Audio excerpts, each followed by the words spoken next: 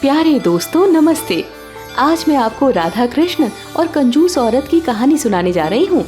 गोविंदपुर नामक गांव में माधव नाम का एक ग्वाला रहता था, जिसकी पत्नी का नाम निर्मला था।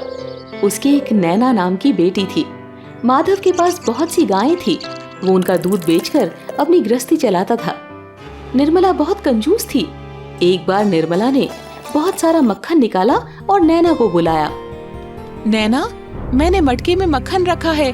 बाबा जिन जिन घरों में दूध बेचने जाते हैं उन घरों में जाकर इसे बेच कर आजा। मक्खन के पैसे लेना मत भूलना, मुफ्त में किसी को नहीं देना।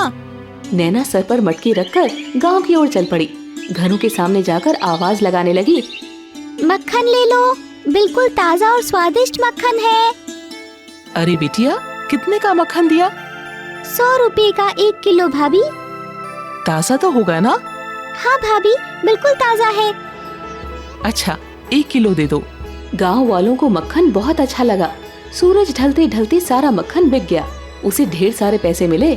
उसने घर आकर पैसे माँ को दे दिए। निर्मला खुश हो गई। अरे वाह, ये तो बढ़िया हो गया। अब मैं रोज मक्खन बना दिया करूँगी। उसने अगले दिन फिर से मक्खन बनाया और नैना को दिया। नैना इस बार दूसरे रास्ते से जाने लगी। इस रास्ते में उसे राधा कृष्ण का मंदिर दिखाई दिया।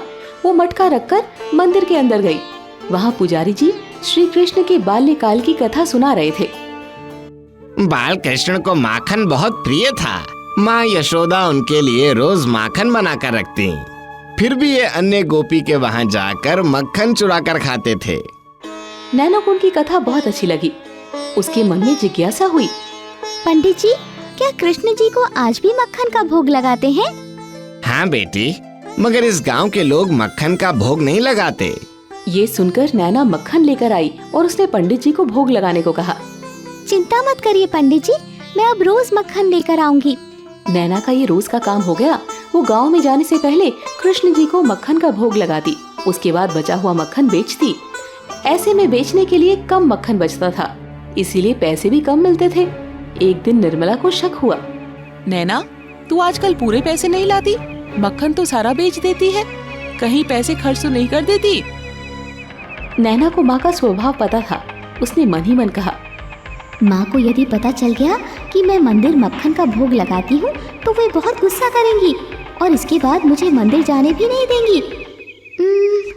क्या करूँ मैं? उसे झूठ बोलना ही ज्यादा उचित लगा। मेरी बात का विश्वास करो, मैं एक पैसा भी खर्च नहीं करती। गाय का दूध उतना गाढ़ा नहीं होता तो मक्खन उतना अच्छा नहीं बनता है, इसीलिए उतने पैसे नहीं मिलते हैं। गाय को खाना ठीक से दो तभी मक्खन अच्छा निकलेगा। एक बार माधव बीमार हो गया। वो दूध बेचने नहीं जा सका। सुनिए जी, आप तो बीमार हैं, दूध बेचने जा नहीं पाएंगे। मैं सोच रही थी कि मैं ही जाकर बेच आऊं। हाँ निर्मला, तुम ठीक कह रही हो, ये सही रहेगा। निर्मला बर्तन में दूध भरकर बेचने निकली। नैना, मेरे साथ चल, तुम मक्खन बेचना और मैं दूध बेचूंगी। दोनों माँ बेटी घर से निकल पड़ी। रास्ते में उनको मंदिर मिला। मंदिर के सामने नैना रुक गई।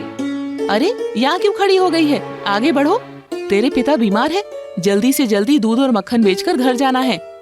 नैना माँ की झिड़की से डरकर बिना भोग लगाए आगे बढ़ गई। दोनों जल्दी जल्दी काम खत्म कर घर वापस आई। कई दिनों तक यही क्रम चलता रहा। माधव का स्वास्थ्य सुधर गया। एक दिन निर्मला अपने कमाए पैसे गिन रही थी। तभी वहाँ एक खूबसूरत लड़की आई। तुम कौन हो और यहाँ क्यों आई हो? मेरा नाम राधा है। मेरा मित्र बाहर खड़ा है, उसका नाम गोपाल है। आपकी बेटी रोज हमें मक्खन खिलाने आती थी। कुछ दिनों से वो नहीं आ रही है, इसका क्या कारण है? निर्मला को हैरानी हुई। उसने बाहर 10-12 साल के एक सुंदर युवक को खड़े देखा। बच्चों, मेरी बेटी तो अभी घर पर नहीं है, लेकिन तुम लोग कब से उसे मक्खन ले रहे हो? हम तो मंदिर में रहते हैं। आपकी बेटी रोज हमें मक्खन देकर जाती है। तुमने मक्खन के पैसे तो दे दिए होंगे? नहीं माँ जी, आपकी बेटी हमें प्रेम से मक्खन खिलाती थी। उसे कुछ दिनों से देखा नहीं, इसीलिए उसका हालचाल पूछने आए हैं। निर्मला समझ गई कि इस कारण नैना मक्खन के कम पैसे लाती थी। वो बहुत गुस्सा हो गई। उसने दोनों को डांटते हुए बोला, तुम लोगों ने मेरी बेटी को मूर्ख बनाकर उससे इतने दिनों तक फ्री का मक्खन लिया है, पर अब ऐसा नहीं होगा। गोपाल और राधा दोनों मुस्कुराकर वापस चले गए।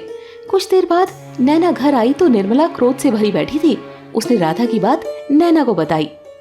तूने मुझसे झूठ बोला, मक्खन ले जाकर सबको फोकट में बांट देती है। माँ, मैं तो मंदिर में कृष्ण जी को मक्खन का भोग लगाती थी।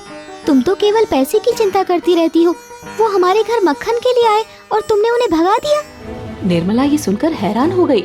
नैना रोते हुए अपने पिता के पास गई और उसे सारी बात बताई। हमारी तकदीर इतनी अच्छी है कि भगवान हमारे घर पधारे, पर तुमने अपनी कंजूसी दिखाते हुए उन्हें भगा दिया।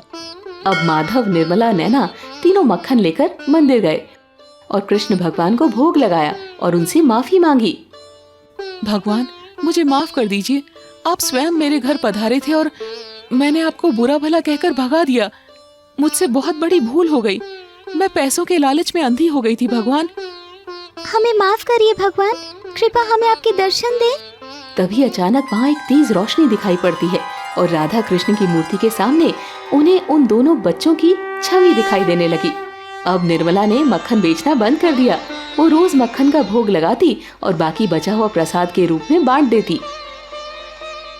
निर्मला का स्वभाव भी अब बदल गया था। उसने कंजूसी छोड़ दी थी। वो गरीबों और जरूरतमंदों की मदद करती रहती थी। ब्रिज गांव में कुंदन दास नाम के एक कृष्ण भक्त रहते थे। उनके पास भगवान कृष्ण की बांसुरी बजाते हुए एक प्रतिमा थी। वे प्रतिदिन उस प्रतिमा की बड़ी श्रद्धा से सेवा पूजा किया करते थे। ठाकुर जी की सेवा में कोई विघ्न न आए, इस कारण वे मूर्ति को छोड़कर कहीं नहीं जाते थे। एक बार श्रीमद् भागवत पढ़ने के लिए उन्हें बुलाया गया। ना चाहते हुए भी उन्हें जाना पड़ा। 7 दिन तक सुबह से शाम तक उन्हें भागवत पढ़ना था। जाने से पहले उन्होंने अपने बेटे रघुनंदन को ठाकुर जी की सेवा संभाली और कहा कि देखो बेटा, मैंने भोजन बना दिया है, तुम ठाकुर जी को भोग लगा देना। रघुनंदन ने भोजन की थाली मूर्ति के सामने रखी और भोग लगाने को आग्रह करने लगा। थोड़ी देर बाद उसने देखा कि भोजन तो वैसे का वैसा ही पड़ा है। यह देखकर रघुनंदन रोने लगा और बोला कि ठाकुर जी, आप भोजन क्यों नहीं कर रहे? पिताजी मुझे बहुत डांटेंगे। जब तक आप भोजन नहीं खाओगे तब तक मैं भी भोजन नहीं करूँगा। जब बहुत देर तक कृष्ण भगवान ने भोग नहीं लगाया तो बालक ने रोते हुए कहा कि प्रभु, मैं बहुत भूखा हूँ, परंतु जब तक आप भोजन नहीं करोगे तब तक मैं भी कुछ नहीं खाऊंगा। ये कहकर वह फिर से रोने लगा। ठाकुर जी बालक का भोलापन देखकर बाल रूप में वहाँ प्रकट हो गए और भोजन करने लगे। रघुनंदन यह देखकर बहुत प्रसन्न हुआ। शाम को जब कुंदन घर वापिस आया तो अपने बेटे से बोला कि ठाकुर जी को भोग लगा दिया ना तुमने, ला मुझे भी भोग दे। रघुनंदन ने कहा कि ठाकुर जी ने तो सारा ही भोजन खा लिया, कुछ भी नहीं बचाया। कुंदन दास ने सोचा कि इसने खुद ही खा लिया होगा, इसको ज़्यादा भूख लगी होगी। इसी तरह हर रोज़ जब भी कुंदन दास भोग मांगता तभी बालक यही जवाब देता। एक दिन कुंदन दास लड्डू थाली में रखकर बेटे को भोग लगाने को कहकर खुद घर में ही छुप गया। बालक रोज की तरह भगवान के आगे थाली लेकर बैठ गया। थोड़ी देर में ठाकुर जी बाल रूप में प्रकट हो गए और लड्डू खाने लगे। उन्होंने एक लड्डू उठाकर मुंह में डाला और दूसरा लड्डू हाथ में उठाया। तभी कुंदन दास दौड़कर प्रभु के आगे साष्टांग बिछ गया। उन्हें देखकर ठाकुर जी वहीं उसी रूप में स्थिर हो गए और उनके हाथ में लड्डू उसी तरह से रह गया। कुंदन दास बोले कि प्रभु, मैं आपकी इतनी सेवा करता हूँ, आपने मुझे तो कभी दर्शन ही नहीं दिए, परंतु यह बालक जो भक्ति के नाम पर कुछ भी नहीं जानता, अपने भोलेपन से आपको पा लिया।